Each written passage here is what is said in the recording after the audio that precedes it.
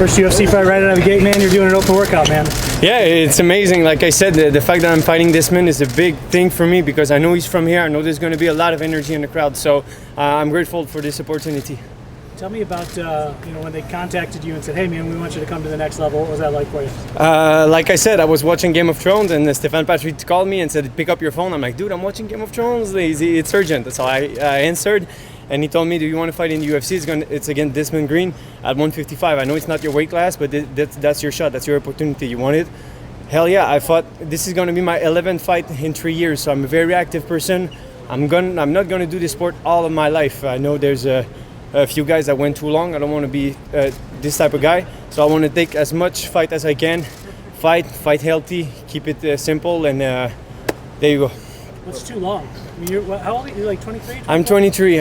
I have many things I want to do in life, and fighting is part of it. And I achieved a champ status in the TKO organization. Now I'm in the UFC, so I'm going to achieve as much as I can. And there's so much things to do in life. So I'm grateful for this opportunity. Where are you from? I'm from Montreal in Canada. What's your normal weight class? Featherweight. When I heard the news that I was fighting Desmond, I weighed at 153. I'm a small guy. I like to keep it. I don't like to be overweight during. I didn't have off camp since I've started, so I'm always fight shape. Not many fat, a lot of muscle mass. But this fight, of course, I'm going to be very small. Last fight I did was at 155. I was supposed to fight Jesse Ronson, a former UFC fighter. Got little problem, so we had to fight. I forgot his name. A veteran with 30 fights, like Desmond. Tall guy, lengthy, very experienced, and he told me he was waiting at 180.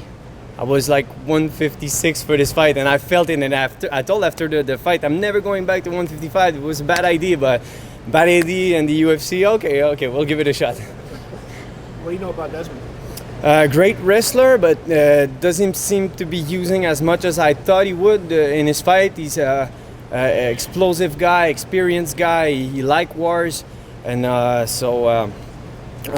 know. I'm sure he's going to try to take me down. That's the plan, but every time he's going to try to take me down, he's going to lose some energy. And the fact that I'm like Frankie Edgar, not fighting in the weight class too low, I'm not cutting that much weight, I'm going to have more energy during the fight. That's my take. He's obviously going to have the fans on his side. Yeah. You tried to do a little bit out there. Yeah. Get a couple on your side. Yeah. Of every course. Bit counts, right? Yeah, exactly. This is not that was not a persona. I was very popular in the TKO organization. I know it was in Montreal, so and I always bring the fan with me when I'm doing something. It's not only about me; it's about them, because they're the one in the seats. They're the one paying. They're the one that making us having a job at the end of the day. So I want to make sure that everybody is happy with the fact that they pay good money to come see this type of event. Have you thought about what that walkout is going to be like now that it'll be way bigger, and now you're going to have? Yeah. I mean, you're probably going to hear some boos. Yeah, of course. But back then in Montreal, I was like, oh, look at this 21-year-old. He's never going to make it, blah, blah, blah. And I was actually the underdog in many of my fights back in Montreal. Then I became a star because all those doubters look at me and say, okay, this kid got skills. And he fought the biggest stars from Canada, and I got booed tons of times in Canada. But all these people right now are behind me and supporting me. So I think this is going to be the same after this fight. Sorry, go ahead. Just what have your impressions been of Rochester so far? I know you probably just got into town. Amazing. This is the first time I come to the United States, and the border was amazing. People were amazing. I know it sounds cliche to say, oh, everybody is sunshine, blah, blah, blah. But no, everybody's great. And I'm surprised that so many people are greeting you when they see you, like in the elevator. Hi, how are you?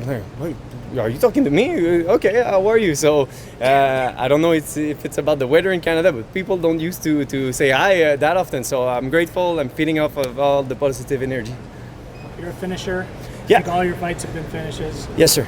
He's a guy that doesn't get finished very often. So yeah. I mean, what did that do in terms of your prep during your camp? Of course, it played a factor in my mind, but I finished Will Romero, who was only finished by Patricio Pitbull, I think, and by submission, and I was the first guy to knock him out. And I was the first one for many experienced guy that didn't ever get the finish. So I'm a young up and coming fighter. I'm very, very. How do we say that? I believe in myself. I believe in my ability to finish the fight. I like the judges, but I don't want to give them the opportunity to have a saying in this fight. I want to go for the finish. I'm going to put pressure, even if I'm down, getting elbows. I'm going to get back up and put pressure. That's my type of fighting, and that's why I always get the finish. Just to bring it back local for a second, have you ever heard of a garbage plate? What's that? It's just a local cuisine. Okay. I think you should have one if you win. What's that? Excuse me? Just a plate of potatoes and hamburger and macaroni. This a meal from here? Yeah. You know, actually, I don't have to cut any weight, so I might go there after that. Is there any place? Oh yeah, Nick Tahoe's is where it comes from. But anyway. Guys, we know where we're going afterwards.